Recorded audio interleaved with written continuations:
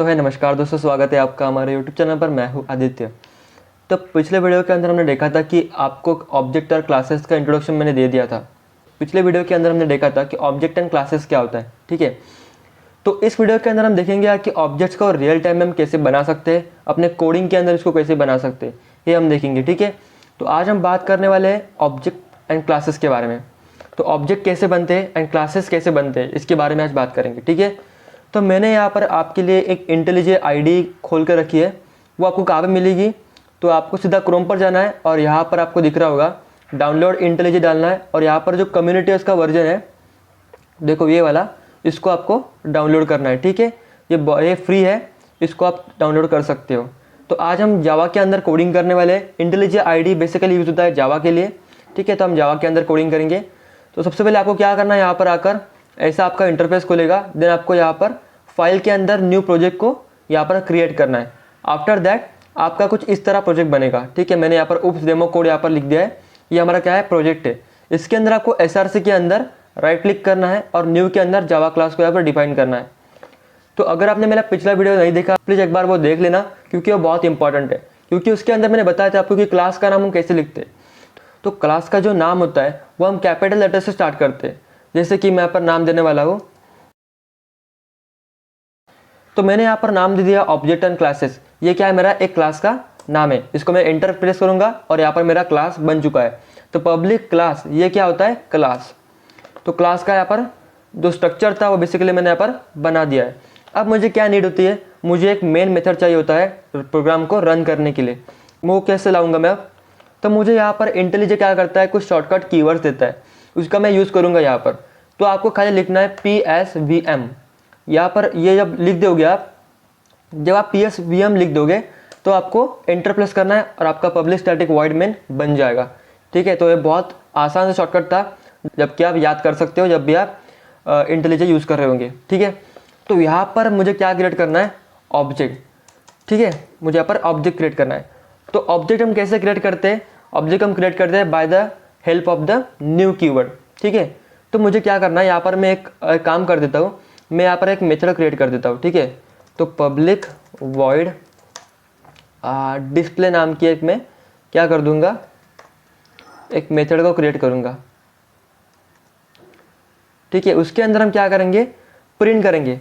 अब और एक शॉर्टकट है, जब भी हम लिखते हैं system.out.println, तो हम यहाँ पर क्या लिखेंगे, साउट लिख देंगे और एंटर प्रेस करेंगे तो यहाँ पर system.out.println लिख के आ जाएगा, ठीक है। तो मैं यहाँ पर लिख दूंगा, मेरा खुद का नाम लिख देता हूँ यहाँ पर मैं, ठीक है। अब मुझे क्या करना है, इस मेन मेथड के अंदर मुझे क्या करना है, और एक चीज़ प्रिंट करनी है। तो मैंने यहाँ पर साउट लिख दिया है एंड देन यहाँ पर मैं प्रिंट करूँगा, देन मैं यहाँ पर प्रिंट करूँगा मेन फंक्शन, ठीक है। तो अब जरा इसको एग्जीक्यूट करके देखते हैं। तो एग्जीक्यूशन के लिए आपको क्या करना है, राइट क्लिक करना है और यहाँ पर रन पे ऊपर क्लिक करना है। यहाँ पर मैं आपको एकदम बेसिक से बता रहा हूँ कि इस आईडी के ऊपर कैसे काम करना है, और अपना जो कॉन्सेप्ट है ऑब्जेक्ट एंड क्लासेस का आज का, वो भी हम इसके अंदर कवर कर रहे हैं, ठीक है। तो आपको दिख रहा होगा यहाँ पर कि मेन फंक्शन यहाँ पर प्रिंट होके आ चुका है। जबकि मैंने यहाँ पर मेरा नाम भी लिखा था बट वो प्रिंट नहीं हुआ। क्यों? क्योंकि जावा क्या करता है, पूरे मेन मेथड को यहाँ पर एग्जीक्यूट करेगा, बट ये फंक्शन को एग्जीक्यूट करना है नहीं करना है उसको पता नहीं चलेगा। तो इसके लिए हम क्या करते हैं, यहाँ पर ऑब्जेक्ट्स को क्रिएट करते हैं, क्योंकि मुझे इस क्लास के मेथड को यहाँ पर क्या करना है, एक्सेस करना है। तो यहाँ पर मैं क्या करूँगा, ऑब्जेक्ट को क्रिएट करूँगा। कौन सी क्लास का मैं ऑब्जेक्ट यहाँ पर बनाने वाला हूँ, तो वो है अपनी ऑब्जेक्ट क्लास की, ठीक है। जो अपना यहाँ पर है उसको मैं क्या करूँगा, ऑब्जेक्ट के फॉर्म में यहाँ पर लिखूँगा, मतलब मैं उसका ऑब्जेक्ट ही बना रहा हूँ। तो उसका जो OBJ नाम रहेगा ऑब्जेक्ट का, यहाँ पर with the help of new keyword, मैंने आपको बताया था कि न्यू कीवर्ड क्या करता है, रन टाइम में मेमोरी को अलॉट करता है, ठीक है। तो यहाँ पर मैं लिख दिया ऑब्जेक्ट क्लास नेम, उसका ऑब्जेक्ट का नाम और न्यू कीवर्ड एंड उसका कंस्ट्रक्टर। तो कंस्ट्रक्टर क्या होता है इसके बारे में बाद में बात करेंगे। बस आपको याद यहाँ पर समझ चुका होगा, बस यहाँ पर आपको समझ चुका होगा कि हम ऑब्जेक्ट को कैसे क्रिएट करते हैं, ठीक है। तो यहाँ पर with the help of this object we can access this display method. देखो यहाँ पर सजेशन भी आ चुका था मेरे को कि obj.display, अगर आपको इस क्लास के इस मेथड को एक्सेस करना है तो आप obj. लिख के इसको एक्सेस करेंगे। डॉट जो है ऑपरेटर वो बहुत इंपॉर्टेंट है यहाँ पर। अब मैं जरा इसको फिर से यहाँ पर क्या करूँगा, रन कराऊँगा। तो अब देखते हैं इस बार क्या होगा। यहाँ पर बिल्ड होता, अब देखते हैं यहाँ पर क्या होने वाला है। तो देखो सबसे पहले मेन फंक्शन यहाँ पर प्रिंट हो चुका है एंड देन बाद में मेरा नाम आदित्य साबदे यहाँ पर प्रिंट हो चुका है। तो यहाँ पर ये सबसे पहले लाइन एग्जीक्यूट हुई, देन यहाँ पर ऑब्जेक्ट क्रिएशन हुआ एंड देन यहाँ पर ये क्या हुआ, मेथड को कॉल किया गया और इस मेथड ने इसको प्रिंट कर दिया।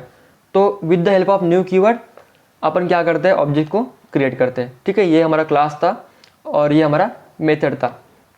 तो मैंने आपको पिछले वीडियो के अंदर बताया भी था और इस वीडियो में भी बता देता हूँ आपको, इस वीडियो के अंदर भी आपको मैं बता देता हूँ कि जो इम्पोर्टेंट पॉइंट है यहाँ पर कि ऑब्जेक्ट्स को मेमोरी अलॉट होती है बट क्लासेस को मेमोरी अलॉट नहीं होती। ठीक है, ये जो हमारे पास क्या है, ऑब्जेक्ट है, इसके अंदर जो भी डेटा होगा उसको मेमोरी अलॉट हो चुकी है, बट ये जो पूरा क्लास यहाँ पर मैंने बनाया है उसको मेमोरी अलॉट नहीं हुई है। ठीक है, तो ये इंटरव्यू के अंदर क्वेश्चन पूछा गया था, वो आपको नोट करके रखना है यहाँ पर कि मेमोरी किसको अलॉट होती है, जो ऑब्जेक्ट्स होते हैं उनको अलॉट होती है बट क्लासेस को मेमोरी अलॉट नहीं होती। ठीक है, तो यहाँ पर मैं क्या कर देता हूँ, फिर से एक बार और एक मेथड को क्रिएट करता हूँ जिसका नाम होगा PS1। ठीक है, मैंने रैंडमली यहाँ पर जनरेट किया और इसके अंदर भी हम प्रिंट करेंगे PS1 फंक्शन। ठीक है, तो यहाँ पर मैंने लिखा PS1 फंक्शन। ठीक है, तो यहाँ पर कौन सा प्रिंट होने वाला देखते हैं। तो अब मुझे क्या करना है, इसी क्लास के अंदर इस मेथड को भी एक्सेस करना है। तो मैं क्या करूँगा, obj डॉट, यहाँ पर देखो आपको सजेशन आ रहे हैं, ये नीचे वाले जो है वो इनबिल्ट क्लासेस है। देखो इनबिल्ट क्लासेस है ये वाले, इनको आपको छूना भी नहीं है। यहाँ पर PS1 आपको दिख रहा होगा, इसको क्लिक करके आप इसको एक्सेस कर सकते हो। एक बार फिर से राइट क्लिक करना है आपको और आपको रन पे ऊपर क्लिक करना है, नहीं तो फिर आप यहाँ से भी कर सकते हो। ठीक है, तो यहाँ पर देखो main function Aditya Sabde and PS1 function यहाँ पर एग्जीक्यूट हो चुका है। अगर मैं इसको कट करके इसके ऊपर लिख दूँ, आप देखते हैं कि क्या प्रिंट होने वाला है। यहाँ से भी आप प्रिंट कर सकते हो, यहाँ से भी आप रन कर सकते हो। देखो यहाँ से, तो यहाँ पर क्या हो जाएगा, PS1 फंक्शन ऊपर आ चुका है। अब मैं क्या कर देता हूँ, इसको ऊपर लेकर जाता हूँ और इसको मैं यहाँ पर रख देता हूँ और फिर से एक बार रन करके देखता हूँ कि कुछ सीक्वेंस में चेंज हो रहा है कि नहीं हो रहा है। ठीक है, यहाँ पर बिल्ड हो रहा है, यहाँ पर बिल्ड होना स्टार्ट हो चुका है। तो देखो सीक्वेंस में कोई चेंज नहीं हो रहा है, मतलब मेन फंक्शन के अंदर जो भी 1 बाय 1 जो लाइन लिखी होगी उसके अकॉर्डिंग वो एग्जीक्यूट होगा। ठीक है, एक्सेप्ट द कुछ भी वहाँ पर मेथड की जो पोजीशन होगी वो कहाँ पर भी होगी क्लास के अंदर। ठीक है, क्योंकि यहाँ पर जो सीक्वेंस लिखा होगा वो उसी के अकॉर्डिंग रन होने वाला है। तो अब देखते हैं यहाँ पर कि मैंने क्या किया, उस मेथड को क्लास के अंदर ही बना दिया। अब हम क्या करते हैं, एक फर्दर दूसरे क्लास को बनाते हैं जिसका नाम होगा obj object2। ठीक है, object2 मेरा क्या है, ये मेरे पास सेकंड मेरा क्लास है जिसके अंदर क्या होगा, ओनली फंक्शंस रहेंगे। ठीक है, यही फंक्शन रहेंगे वहाँ पर भी। ठीक है, यहाँ पर मैंने लिख दिया। अब देखो अब क्या हो चुका है कि मैंने इस सारे फंक्शंस को यहाँ पर, मेथड्स को मैंने यहाँ पर रख दिया है।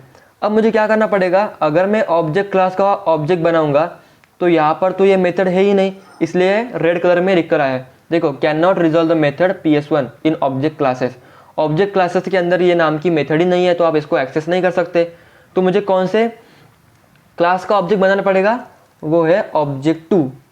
object2 जो मेरे पास क्लास है उसका मुझे क्या करना पड़ेगा, यहाँ पर ऑब्जेक्ट बनाना पड़ेगा और यहाँ पर ये एरर चला गया।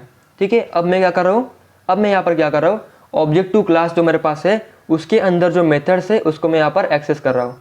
राइट, तो ये होता है ऑब्जेक्ट एंड क्लासेस के बारे में। ठीक है, तो यहाँ पर हमने लिख दिया यहाँ पर, तो इसको ज़रा फिर से रन करके देखते हैं एंड देन हम फर्दर पार्ट की तरफ जाएंगे। ठीक है, तो यहाँ पर आउटपुट आ चुका है, main function PS1 function Aditya Sabde. ठीक है, तो इस अकॉर्डिंग वो एग्जीक्यूट होगा। ठीक है, तो ये होता है ऑब्जेक्ट एंड क्लासेस के बारे में। अब हमें क्या करना होता है, ऑब्जेक्ट तो हमने क्रिएट कर लिया बट ऑब्जेक्ट को इनिशियलाइज कैसे करते हैं। ठीक है, object creation and object initialization दो डिफरेंट कॉन्सेप्ट है यहाँ पर। ठीक है, तो अब बात करते हैं यार कि ऑब्जेक्ट इनिशियलाइजेशन हम कैसे करते हैं। क्लास के अंदर मैंने क्या कर दिया, एक स्ट्रिंग नाम का एक वेरिएबल क्रिएट कर दिया। ठीक है, ठीक है, एंड मैंने यहाँ पर इंट id नाम का एक वेरिएबल यहाँ पर क्रिएट कर लिया। तो अब मुझे क्या करना है, ऑब्जेक्ट को इनिशियलाइज करना है। क्या करना है, इनिशियलाइज करना है। तो मतलब क्या, ऑब्जेक्ट को जो मैंने बनाया है यहाँ पर उसके अंदर मुझे कुछ डेटा को डालना है, ठीक है। ऑब्जेक्ट जो बना है उसके अंदर मुझे क्या करना है, डेटा को डालना है।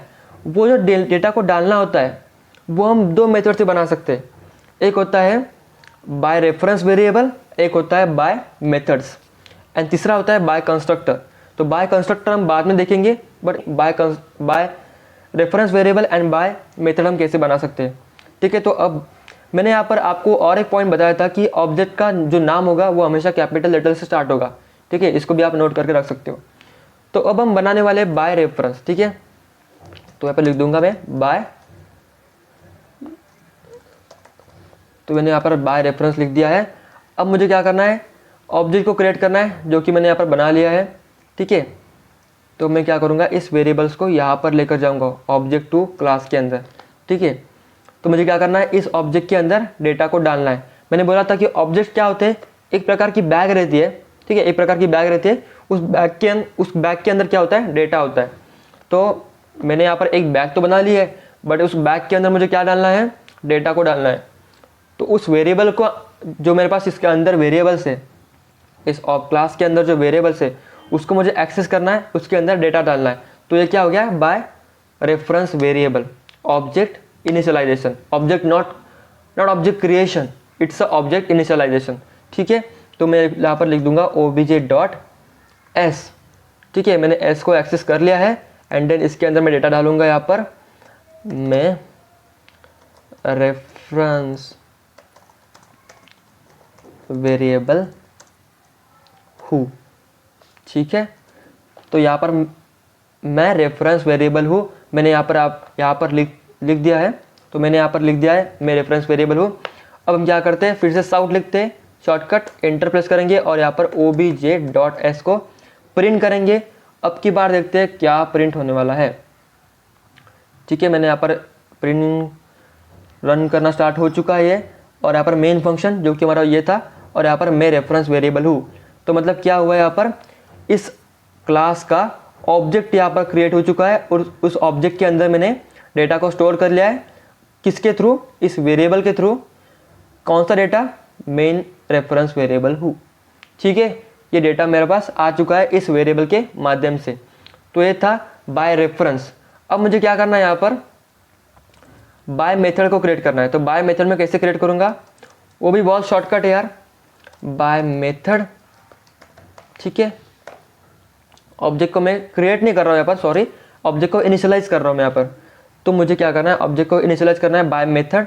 तो यहाँ पर मुझे क्या करना पड़ेगा, थोड़ा सा चेंजेस करने पड़ेंगे। तो यहाँ पर मैं क्या करूँगा, आईडी को लूँगा। इस मेथड को अगर आप कॉल कर रहे हो तो आपको एक पैरामीटर भेजना पड़ेगा जो कि है आईडी, एंड देन यहाँ पर मैं क्या करूँगा, देखो मैं यहाँ पर आईडी 1 कर देता हूँ क्योंकि यहाँ पर भी आईडी है। तो मैं क्या करूँगा, आईडी के अंदर जो मेरे पास ये वेरिएबल है उसके अंदर मैं आईडी 1 को डाल दूँगा। जो भी डेटा यूज़र ने भेजा उसको मैं यहाँ पर डाल दूँगा, ठीक है। तो यहाँ पर अब देखते हैं कि obj.id, इसके अंदर मैंने डाल दिया 10। तो ये क्या हो गया, बाय रेफरेंस वेरिएबल। ये क्या हो गया, बाय रेफरेंस वेरिएबल। बट अब मुझे क्या करना है, बाय मेथड करना है, ऑब्जेक्ट इनिशियलाइजेशन, ऑब्जेक्ट इनिशियलाइजेशन। तो मैं क्या करूँगा, यहाँ पर obj.display को कॉल करूँगा, और आपको दिख रहा होगा int id1, इसको एक पैरामीटर भी चाहिए। तो मैं यहाँ पर भेज दूँगा 10। देखो id1 का जो पैरामीटर भेज रहे हो वो 10 है, वो यहाँ पर जाएगा। देखो आपको दिख रहा होगा। अगर मैं इसको एक मोमेंट पर रन करता हूँ तो अब देखते हैं कि क्या प्रिंट होएगा।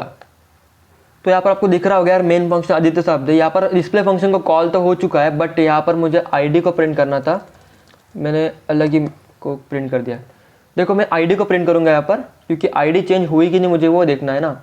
तो यहाँ पर मैं फिर से एक बार रन पे क्लिक करूँगा और देखता हूँ कि रन होता है कि नहीं होता है। तो यहाँ पर देखो 10 आ चुका है।